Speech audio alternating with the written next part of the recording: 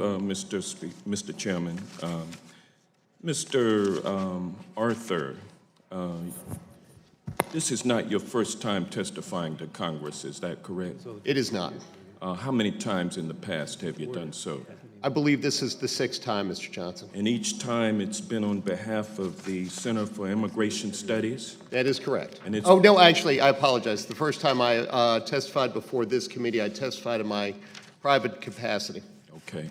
And each time you've testified, you've been called by the Republicans, is that correct? That is correct. Now, I heard you mention the term chain migration in your testimony. Correct. Chain migration is where a legalized immigrant would bring family members over, correct? That is correct. And you take offense with that? With respect to the immigration of individuals to the United States, I go back to what Barbara Jordan said. Ms. Jordan stated— Well, no, I want you to answer the question. You take issue with chain migration. I agree with Barbara Jordan when she said that immigration to the United States should be in the national interest, and absent compelling national interest, it should be based on skills. All right. Well, now, Melania Trump brought her parents over chain migration. Is that correct? I guess that's correct. I don't actually know, but I will. You don't have a problem with that? We're a nonpartisan, nonprofit think tank, so I don't actually have an opinion with respect But you would take issue with Mr. Palmer, one of your co-panelists, being able to legalize himself through one of his children who are already U.S. citizens, correct? With respect to You want to parents— see that go away? With respect to parents— Is that true or is that false? You don't want to see Mr. Palmer come in under what you call chain migration, correct? With respect to Mr. Palma, again, ending the parental ability to, or the ability to immigrate one's parents to the United States would be one of those things that both I and Ms. Jordan would recommend doing away with. Yeah. But I would also note that he's eligible for Hold on one cancellation or second. removal. You work for the Center for Immigration Studies, correct? That is correct, Mr. And Johnson. CIS was founded by Dr. John Tanton. If CIS had a founder— Is that correct? Not to the best of my knowledge, Mr. Johnson. Okay, so you don't know that Dr. Tanton started CIS? You're gonna sit here and deny that? The founder Yes or of— no? If there is a founder of CIS, it is Otis Graham, who is a professor at the Let's University say of then California. that Dr. Tanton was intimately associated with the founding of CIS. Is that correct? I do not know what role Mr. Tanton played Well, in do it. you know that Dr. Tanton's stated goal is maintaining a white majority in the United States of America? I don't know that, but it's not my goal. That's why he opposes immigration, both legal and illegal?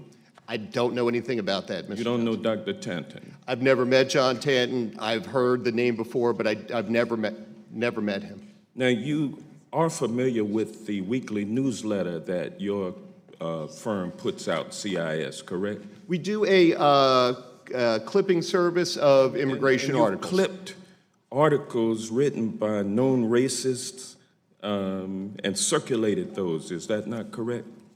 That I wouldn't know, Mr. Johnson. We do clip things from the Washington Post and New York Times and various You clip things from a racist website known as vdare.com. Isn't that correct? I believe that in the past, our clipping service sent out something from VDare, but I don't know that anything like that has been done. Have you ever read Peter Brimelow's book, The Alien Nation? I have not. You have not.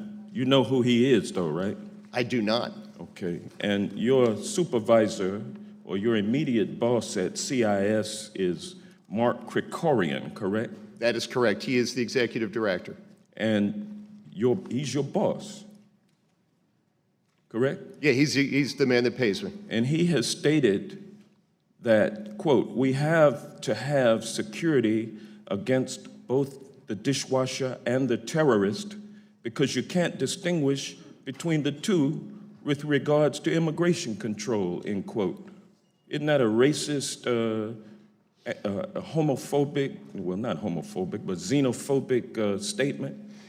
I believe that Mr. Krikorian's statement actually reflects the immigration laws of the United States. Let me ask you a question, sir. Are you a racist? Absolutely not. I've named my son after the patron saint of immigrants, and when I was an immigration judge, I would often take my every other Friday off to go down and swear in citizens in Baltimore, Maryland. All right, well, thank you. I would caution my colleagues on the other side to do a little bit more vetting than you have done of the firm that you work for and the people that you work for and the views that they hold, because these views do not represent the mainstream of America. And with that, I'll yield back, Mr. Chair. I thank the gentleman.